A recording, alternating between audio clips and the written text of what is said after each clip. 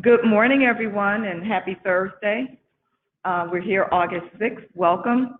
Right now, we can see that we have about 75 attendees on, and we're going to go ahead and get started this morning. So again, thanks everyone for joining us. This is our every 2-week opportunity to be together, talk about a couple of things, and also to spend a little bit of time hearing from you. So we're going to go ahead and get into the conversation. Absolutely, and that was my deputy commissioner. Oh, I'm sorry. This is Rachel Burgess Burnett, deputy commissioner. I've said it so many times, acting like everybody knows who I am, but I apologize for that. So good morning again. And they know your voice, Rachel. Absolutely. This is Tiffany Junkins, manager, Children's Services Division. And with us we have. This is Tom Mose, work in the program administration unit at Children's Services Division.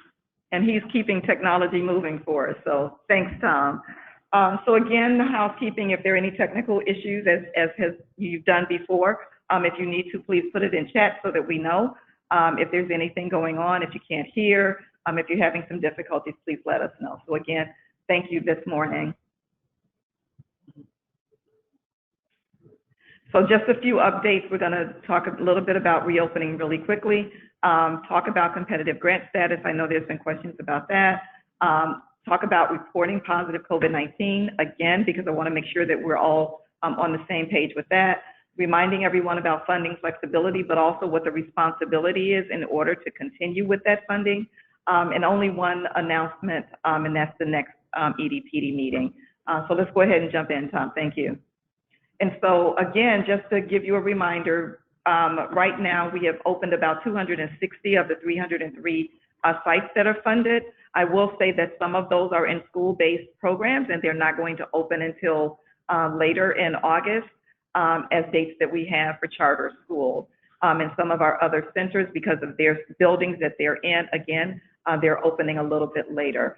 So we want to first thank all of you for working your due diligence and everything that you've done to get your sites open and begin to serve families. We do recognize that some of those are still, some children are still being served remote. And so just a reminder about that, you have to report the date that you're going to reopen. I do have a couple of sites that I know staff are reaching out to get the exact reopening date in August. So please work with the staff as they're asking that, because this information is reported both to HHS and also to the mayor's office. And so we do need the ages and the group sizes and the number of staff that are going to be present in the site to make sure that we've covered our bases and making sure that we have the right number of staff for the groups of children. And again, my reminder for everyone, if you will need to, as always, as we've been doing since COVID-19, is have a plan and implement a plan for children and families that are not being served center-based. We need to know that children and families are still being connected with remotely, that your teachers, family support, and other staff are still reaching out to families, making sure that families have activities that they can do at home with their children. And in addition, that you're working with families to see what kinds of additional needs they have, mental health support, food, and others. We know all these things are happening, but we do have to make sure that those reminders are out there because we're here in August, which means we've been going through this now for quite a few months. But one of the things we do want to say is that our funders have been very, very flexible with us and are allowing us to continue to include these children as enrolled. But in order to do so, we do have some due diligence to do, and that is serving those families remotely. And so I know one of the questions that came up before, and I do want to get into it just really briefly, about the competitive grant status. And I will say that the City of Chicago grants have been forecasted on grants.gov, as was mentioned before. So I do want to repeat that the City of Chicago grants have been forecasted, not just Department of Family and Support Services, but City of Chicago Head Start grants have been forecasted on grants.gov. I want to also make sure that everybody understands, yes, we will be submitting a competitive grant application for both our grants, both Head Start, Early Head Start, which is the base grant, and our Early Head Start CCP grant. Both grants will be submitted through this process that we anticipate starting. And so the next steps in the process, as we understand and what we have, is the release date, meaning that the actual grant applications will be released, is September 7th. We anticipate that. in a conversation yesterday, these are still anticipated dates, but the anticipated date as of yesterday is September 7th. And then that will give us a return date for the application of November 6th. And so those are the dates that we're working with, starting our process and discussion, but we understand that the actual application itself will be released September 7th.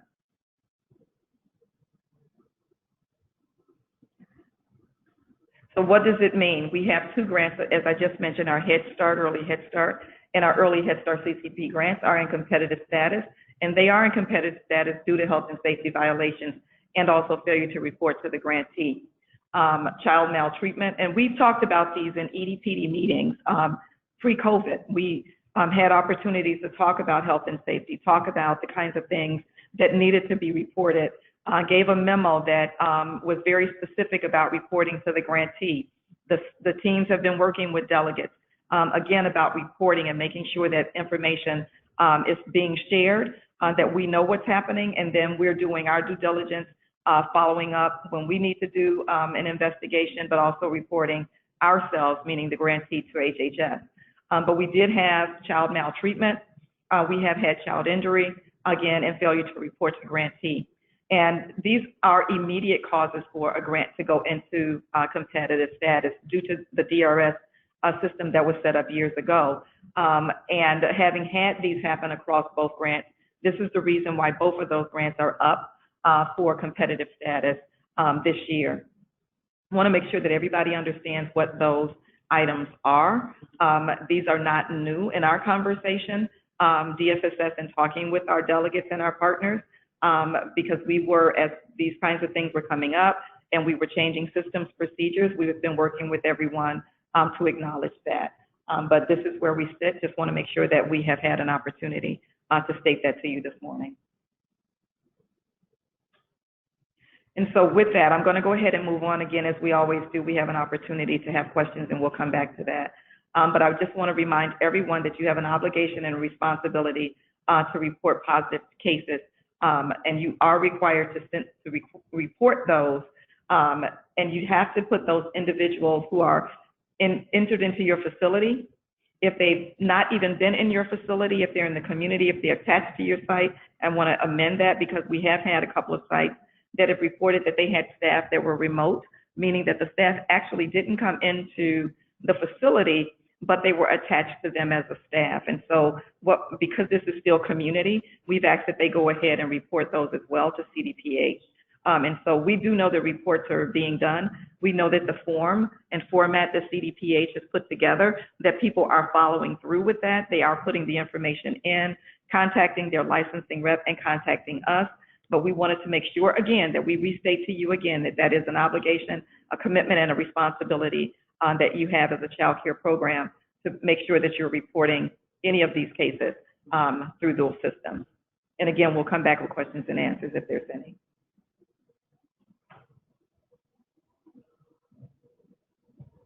And so this is pretty light, but let me read it. Delegates, you do have to report COVID-19, as we said, DFSS, DCFS, and CDPH. So we include ourselves because we want to know, and we're tracking to see ourselves what reports we're receiving. DCFS, your licensing rep will need to know, but also CDPH because they're tracking, and they're also doing contact tracing to see whether or not there's any additional community spread. You have to report if there's a classroom or a site will close, and let us know in the case if there was a staff or a parent or a child, and then the number of children if it was a classroom that were in that classroom. If there were additional staff that came in contact with that individual or close contact, that's the information that we need. That's the information that CDPH will also be asking you. You do have to follow the guidance and direction of CDPH. They will let you know, for example, if you need to close a classroom, if you need to close a site, or if, for example, the staff has been out of your site long enough, meaning that they've already quarantined and you don't need to close. Again, those are instructions you're going to get from CDPH, but you are required to follow those. So I'm going to let Tiffany go ahead and talk a little bit about flexibility that still extends itself through September. Go ahead, Tiffany. So we've mentioned the funding flexibility that the Office of Head Start has provided us. That funding flexibility originally with the pandemic, it had extended through June the 30th. And we talked about this before, but it has now been extended further through September the 30th. And so what does that mean to you? That means that programming will still continue. And we understand that that may look different, for each of our partners here, for each of our delegates, but that you have the opportunity to still go ahead and charge those wages for your staff to the grant, which is great, right? We can still go ahead and do salaries and fringe benefits as we did prior to COVID-19. And obviously, too, any non-personnel expenses that are relevant to your grant and being able to achieve your goals, that you can still go ahead and charge those against the grant as well. So we're really happy about the extended funding flexibility through the Office of Head Start. In addition to that, I know we had mentioned in a previous meeting about our flexibility as well with our ECBG funding, PFA and PI. So we do have flexibility there as well. I don't have a definitive date as to when that goes through. According to the guidance that we received, it was at least through fall. So we're going to take that. So at this point, it's still going to be good through fall. You must continue to update us on any sites that you're going to be opening. When you're increasing your classroom capacities through this period, we still need to know. So Rachel mentioned e-learning. That's a big part of, if that's a part of your plan doing the hybrid approach, we still need to know where that's occurring. Make sure that you're continuing to serve and document those children and making sure that you're reporting up to us. Thanks, Tiffany.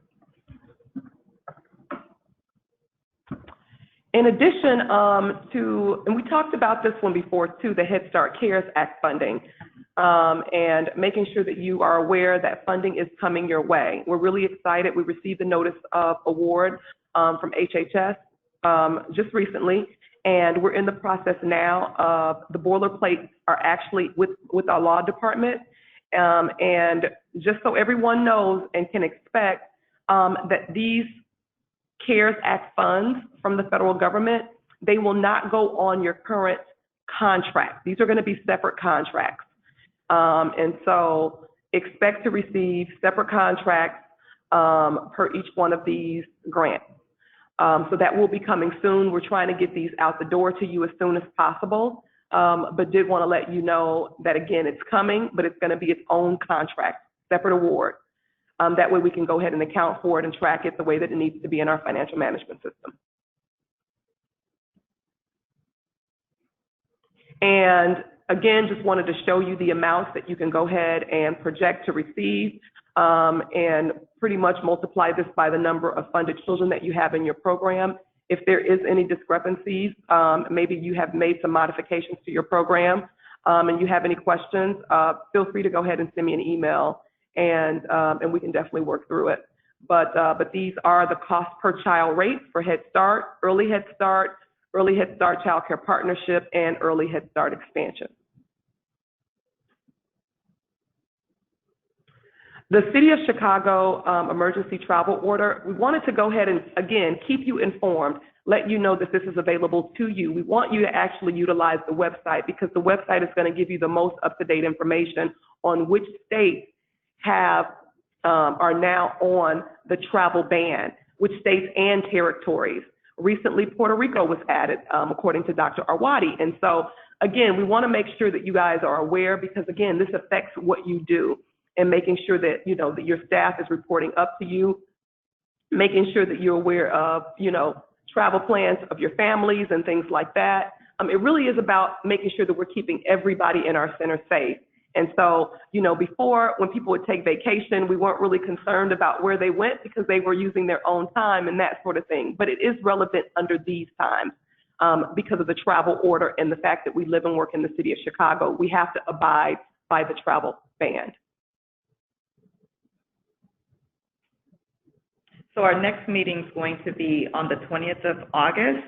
And any other updates, any other information that we have, at that time, we'll be making sure that we update you, but we didn't want this week to pass. We knew that there were questions about two of those items, one about the grant status And the other one, we've been getting emails about the CARES Act dollars, wanting to know when to expect those. And to Tiffany's point, everything's been put into place. Decisions have been made that these need to be separate grants, again, as Tiffany just said, so that within our financial management system, we can track those specific dollars. And so you are going to get separate grants for those dollars. And I just want to give you one of those reminders to that as well. One of the things I need everyone to remember, and I said it in every one of these, that the flexibility is there, but the flexibility was really built around your enrollment pre-COVID. And so when we're looking at the dollars that we're allocating, even when we're doing CARES Act, that's why it is imperative that we get the total number of children that you're serving, those that are in classrooms, that are in your centers, and also those that you're working with remotely, because those numbers will cross across this funding that's about to come out. Because again, we have to be able to document that all of these children that are funded are being served. Our documents need to be clean and need to be clear. We need to be able to allocate these dollars out to you, but of course we have to back into it and ensure that we do have enrollment. And I have a couple questions regarding CARES Act funding. And so I'll start with Don's question regarding, it says CARES funding and the cost per child. Will the cost per child be based on, I guess, enrollment as of a certain date, or based on what's approved in the Head Start grant? And so it's going to be based on your funded enrollment. So where we funded you, that level that we funded you, that's where you can go ahead and start to count those dollars down. So make sure that you're communicating with your finance team so that they understand or can at least project out what you should expect to receive under those grants. The other one on CARES also is from Scott. Mm-hmm. Yep. And so, Scott, you wanted to know if we're going to be able to go back to use those CARES Act funds. And obviously, the grant does end November the 30th, and so those funds will expire November the 30th, 2020. So that's true. We will allow you to go back. If there's expenses that you can account for, we all had to shut down due to the emergency order by the governor, and that was done on March the 17th. So if you started incurring expenses around that time, we're saying, hey, go ahead and find those expenses, and definitely once you get these budgets in place, then you are able to go back. I would challenge you though, right, in how far you're trying to go back. And so I say March 17th because we understand that that's when we shut down, due to the executive order of the governor. And so I would expect that programs are going to at least go back that far when they start having to do deep cleanings and things like that, and then get prepared. But if you have any questions, feel free to go ahead and get in contact with me offline. Rondell, you had a question about CARES funding as well. So is the end date for the use of the funds still November 30th? And it is. So it's still November 30th. And let us know. I mean, we want to hear from you. If you feel like, you're going to get this money and you don't have enough time to spend it, definitely let us know. If there is going to be any flexibility in us asking for an extension, and then we can do that based on how the spend comes in. I would just about imagine, at least for programs that I'm talking to, that they've spent a lot of money on preparedness strategies, on deep cleaning, on PPE, new devices being implemented to go ahead and make sure that they are keeping health and safety first. So, if it's going to be a concern that you're not going to be able to spend all of the funds, feel free to reach out to me as soon as possible, and then we'll see what flexibilities that we can get through the Office of Head Start regarding an extension. So the next question is Scott asking about, are we analyzing the potential impact of CPS's remote learning announcement that was just done yesterday, as well as charter and private? We also know, for example, that the Archdiocese has decided to go forward with in-person learning.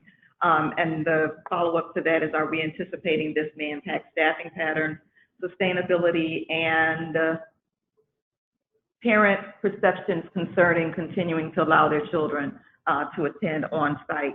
Scott, I will say yes, the announcement just came yesterday. I had one discussion yesterday, and yes, we will be looking at this to see what is the impact. We recognize, for example, in one conversation I had yesterday with a group, we understand that staff who are working in your facilities, for example, are parents of school-aged children. And so what I'm going to ask each of you to do is analyze internally, what does this impact mean for your staffing patterns? You know your staff better than we do, and who has children that's in a school-age program where the anticipation was September 6th or so that they would start, and now we understand for the first part of the year they're going to be doing remote. What does that mean? We're going to come back to all of you with this conversation, because we do need to start planning forward for what that might look like. What impact might that have?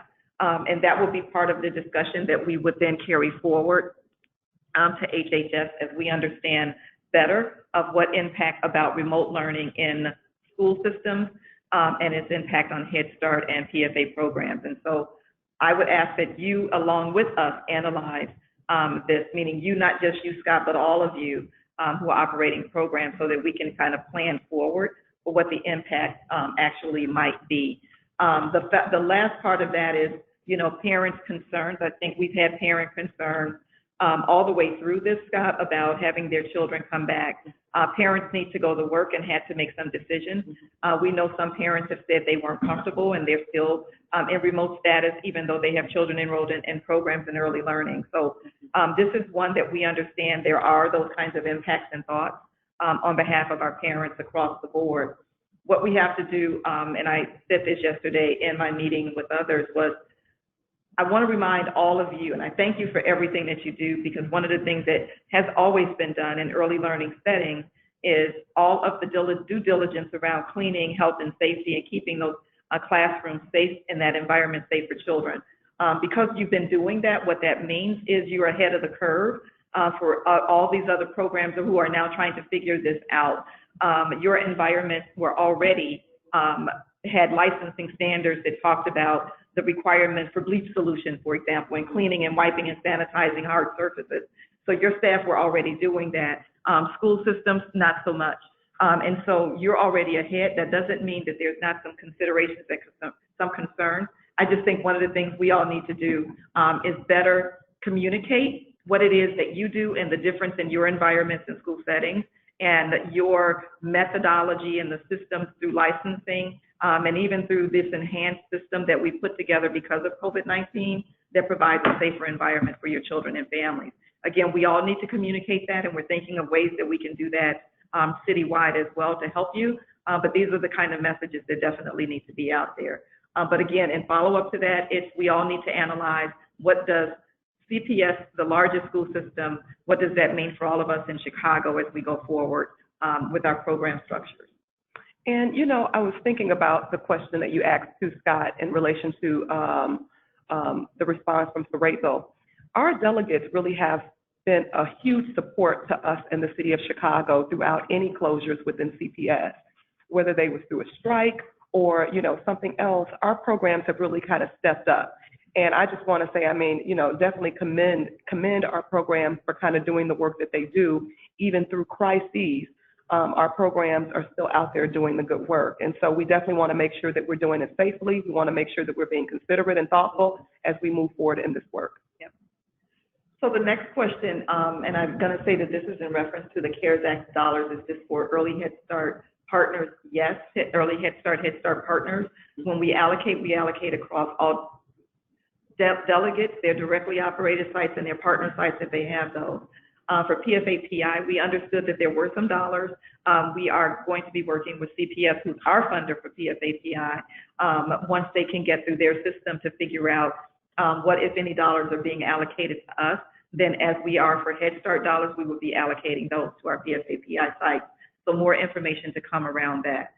Yeah, and what I would say too, Jackie, is make sure that you're talking to your delegates about their plans for the CARES Act funding. If you're a partner to a delegate, talk to them and, you know, try to see what kind of supports are going to come your way. As you know, the award that we're going to provide, it is going to go to that delegate, but we do expect equitable distribution across directly operated and partner sites as well. What that looks like, you know, make sure that you're talking to your delegates so that they can explain to you, you know, what things are going to be coming your way. Maria, you asked about a hybrid approach, if there's an option for that. If you can tell us a little bit more when you say hybrid approach. I mean, I think I know what it means, but yeah, I'm just curious as to know what do you mean by it. So if you can just give us a little bit more. Yep. CDPH does not require others in family to quarantine, only the family member who's been in a hotspot. Does this apply to our programs? The previous policy mentioned that the whole family had to quarantine. Again, CDPH is the health officials, and we're following their guidance on what we need to do. And we are in no position to go outside of the guidance that's being offered by CDPH. Mm-hmm. Absolutely.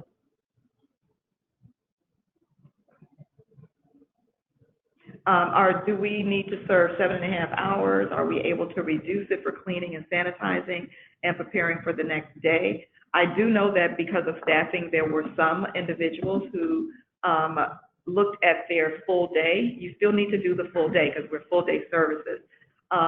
Also remembering if you're charging CCAP to those families, you got to think about the number of hours that you're allocating across in order to be eligible for both of those funds. So it's not a straight answer because everybody's different, but you have to think about the number of hours you're serving children for Head Start, Early Head Start, CCP, but also if you're attaching CCAP to that funding or to that child, you have to have an extended day. And so trying to do the 7.5 hours or less and reducing that for some people I know has been a little complicated. And so I'd ask you to really work through both of those. And if you're doing something different, especially when it comes to your CCAP dollars, if you need to also talk to State of Illinois regarding that particular fund to make sure that you're not going to lose access to that funding as well. Yeah, and I just want to remind everybody, Rachel just mentioned it, but we didn't have any half-day programs, once we went through our CLRFP in 2019. All of our programs are full-day programs, and according to our Chicago Early Learning Standards, the 2.0 version, 7.5 hours is the number of hours that we expect our programs to operate. If you're going to be operating anything less than that, you really need to put it in writing to us, and we really need to know that there was a plan, that you have surveyed your parents, and that they're in support of any reduced hours, because this is something that we need to take to our funder, as they're expecting for us to operate 7.5 hours. And of course, CCP is expected to operate 10. And so if you're operating any less than 10 hours in a CCP model, again, you need to put it in writing with us, and we need to know how was those decisions made? How did you communicate with your parents? Where are the survey results that, that went to being able to justify how you, are requesting to adjust or lower those hours?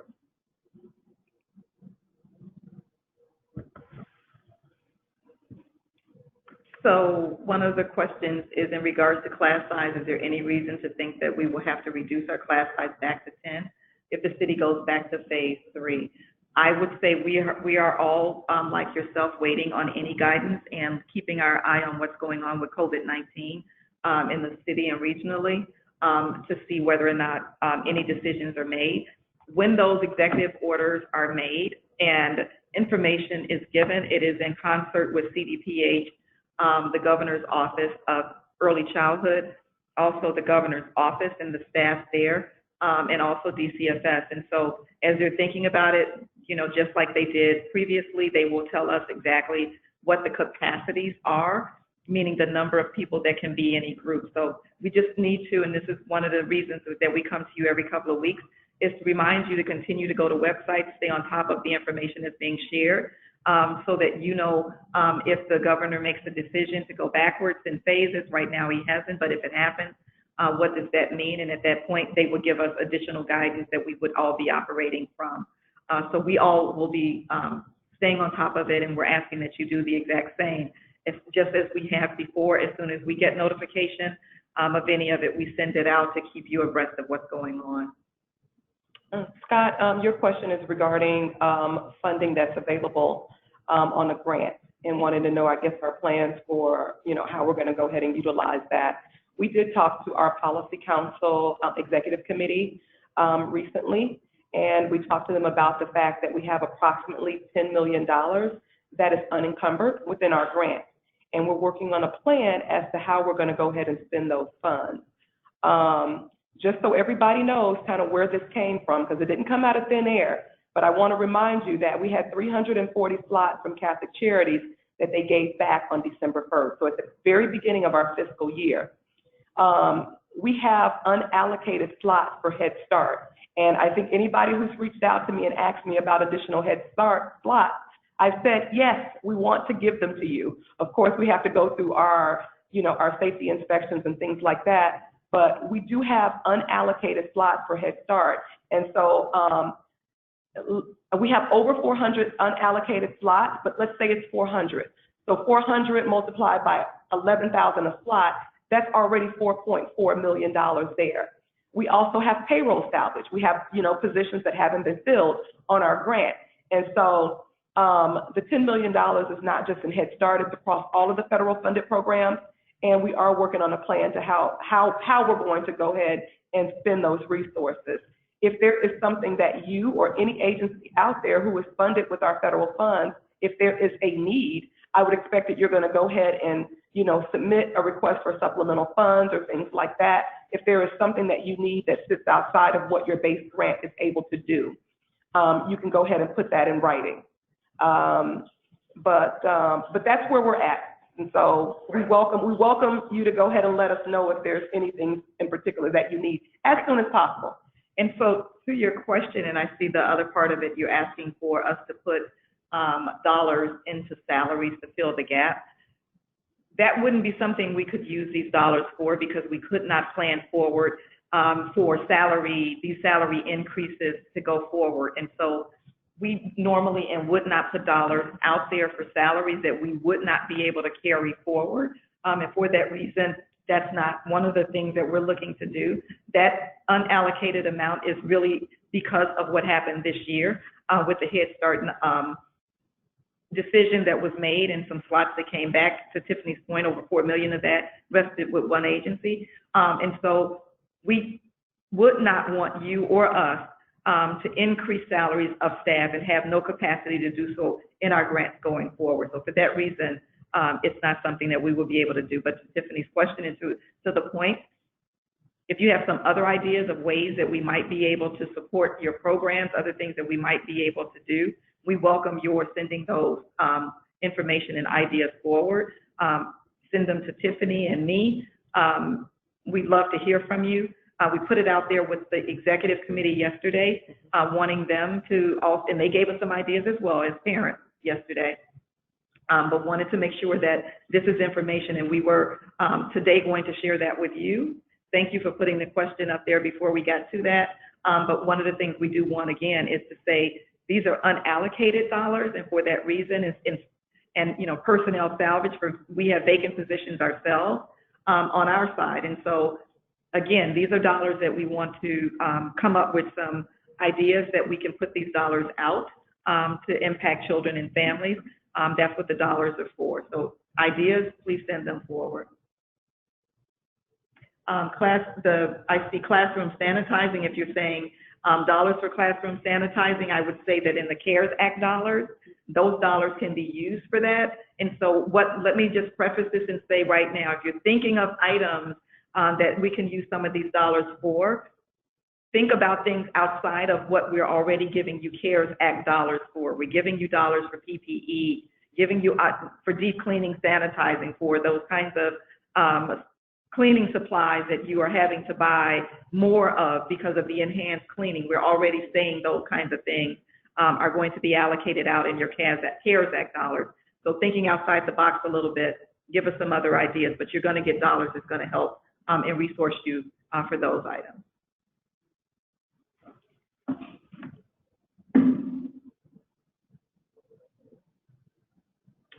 All right, I think.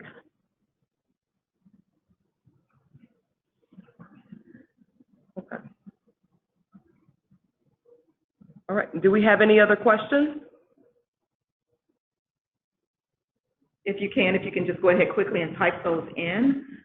We've answered those that are on the board currently.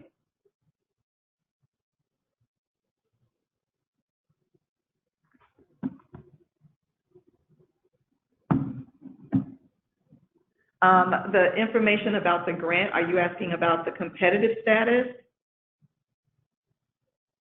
This is Latasha Collins. Yes, okay. Earlier what we did do, and you can go back to slides, I believe it's, we're going to go back to the slide. Like 7 or so. I can just go back over it really quickly. Again, what I'm saying is that the City of Chicago and our Early Head Start grant, and also our Early Head Start Child Care Partnership grant is now in competitive status. And it is due to the fact that we've had health and safety violations that are immediate responses for a grantee to go into what's called DRS, or designated renewal. And so both of those grants are up. The anticipated release date on the grants.gov site, we anticipate September 7th. I say anticipated, that's how Office of Head Start is still framing it, as anticipated. The grant application's coming up on the 7th, and then being due November 6th. I just wanted to make sure that everybody understands City of Chicago will submit competitive grant applications for both grants. The next slide on this was the why, and the why we're here, I just mentioned, there were violations that occurred at delegate sites that entailed child maltreatment, child injury, and also failure to report to the grantee. I started off talking about this by reminding everyone that we were talking about these when they were occurring, meaning issues and accidents and things happening at sites required everybody to report, which people have been doing. But again, because of the severity of these, and these are violations that are immediate signs or triggers, we sit now with 2 of our grants that are in competitive status, but want everyone to understand that we are going to be writing and submitting competitive grants for both of those grants, both our Head Start, Early Head Start, and then our Early Head Start CCP. And we can go back and see if there are any other questions that have come up. If not, we're going to go ahead and.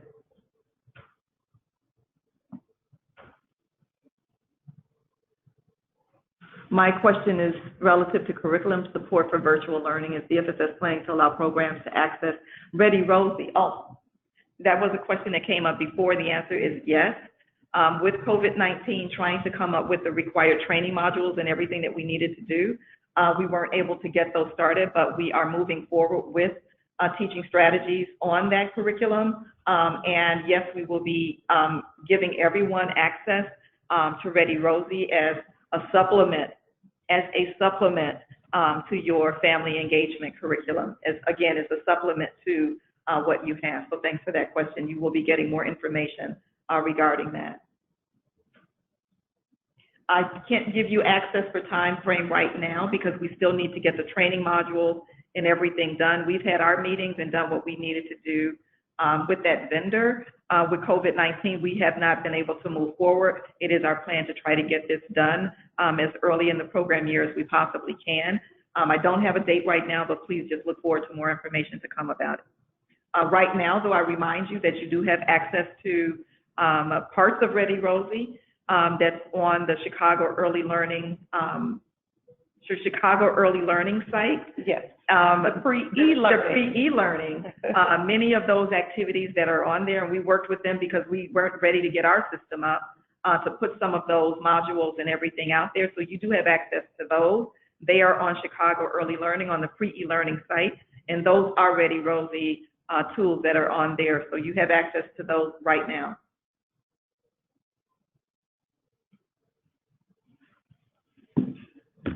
I see a couple of more questions. We reserved the kits. Great, thanks for letting us know. We were hoping that they were going out. We wanted to make sure that you had access to give things to parents. Parents still need many and more things in their homes. And so that was one of the things that we wanted to make sure got out there for all of you, and it was one for every child. Is it possible to temporarily raise the cost per child? No. We wish that was something that we could do. with that surplus, but again, because it's not something we can carry forward, we can't put dollars into any system that we cannot carry forward year over year. We would not be able to, with salaries, as was mentioned before, or the cost per child year over year, so we can't use it for those. Thank you for asking that question, though. If a staff member tests positive for COVID-19, do they need a negative test to return to the daycare center? Again, that's a question that I'm going to defer to CDPH, not being the health authority. They are making those decisions, and we're directing everyone to CDPH. Good question, but I would ask that of CDPH and get their guidance. What they're saying, and I know is, quarantine for X number of days. If you want to ask that question about a negative test to return, please ask that of CDPH. And Jackie, thank you too for letting us know that you did receive your educational kits for your parents. We really appreciate knowing that. If anyone who hears the sound of my voice and you have not received yours, feel free to go ahead and send me an email. I do need to make sure that we're accounting for the products that we sent out. And so if you have not, or you don't even know what I'm talking about, feel free to send me an email. And we'll go ahead and get those packages tracked for you.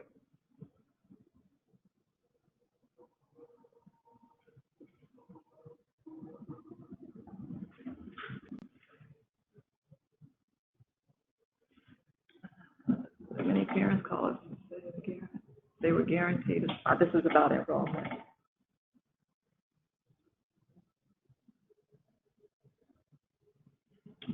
Angela, you mentioned what vendor were the kits coming from, and so Lake Shore would have been sending out those education kits.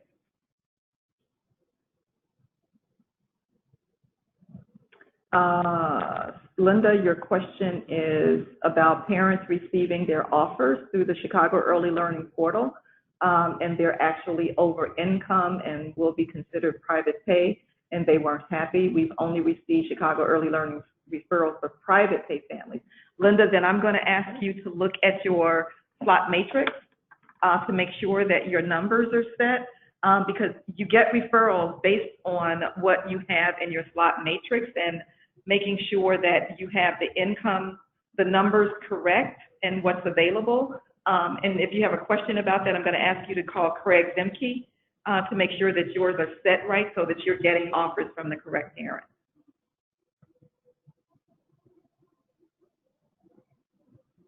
Yes. Oh, Constance is letting us know that they did get theirs as well, their kits. Great, thank you.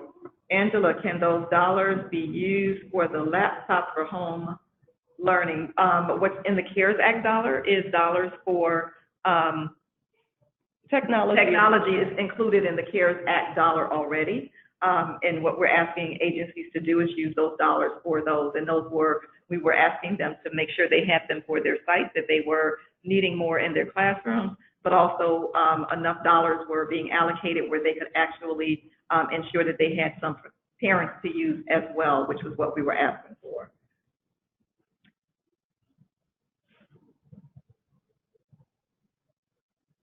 Tiffany's email, could you go ahead and type it in? I'm asking Tom to type in Tiffany's email. We're putting my email address in the chat, so feel free to reach out to me. Tiffany.Junkins@cityofchicago.org. Scholarship program to support teachers. I will say, Linda, we have already allocated some of our dollars to that. Thanks for bringing that up. We saw that as a need, and we are working and putting more dollars into scholarship. That was one, just as you're saying, we needed to make sure that we were making sure that more teachers were able to go in and get those certifications, credentials, and degrees. Thank you, Eva, for letting us know that you received those. It was only for remote learners. What happens to we received ours, but, okay, I'm trying to read. We were told it was only for remote learners. So do me a favor, Eva, send me an email, because we made sure that we sent kits out for every single child in your program. And this was home-based, center-based, family child care homes. So every child should have received one, and I can go ahead and send you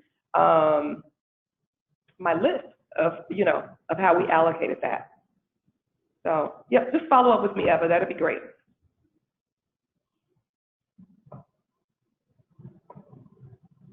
Zuli, I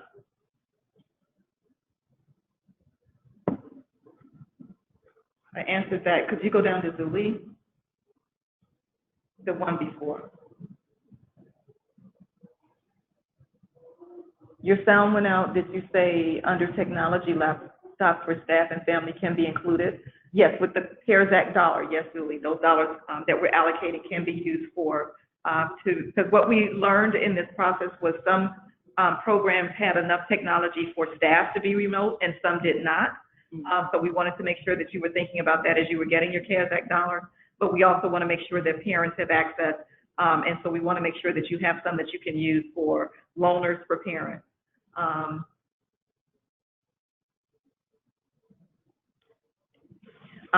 Teaching staff applying for, I see Zuli's next one. I want to go ahead and get that one.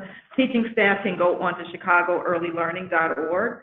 That scholarship information is still on that website, so they can still go there to apply for scholarship dollars. They can also go through INCRA, through Gateways. There's a Gateway scholarship. So there's two ways that they can access the scholarship.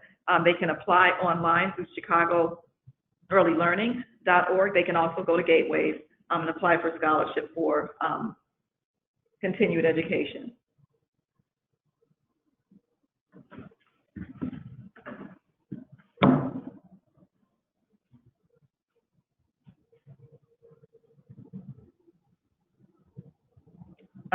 We still have our boxes missing, says Cindy. Again, get in touch with Tiffany. Tiffany has the list. She knows how many were to be distributed at each site, so she can follow up with that. So please get in touch with her on that one. Christy Chadwick, who was at the City of Chicago, was spearheading the scholarship. She's no longer there. There is a new person, Sandy De Leon, who's working with the scholarship right now. And so if you have a specific question, you can reach out to me, Linda, regarding scholarship.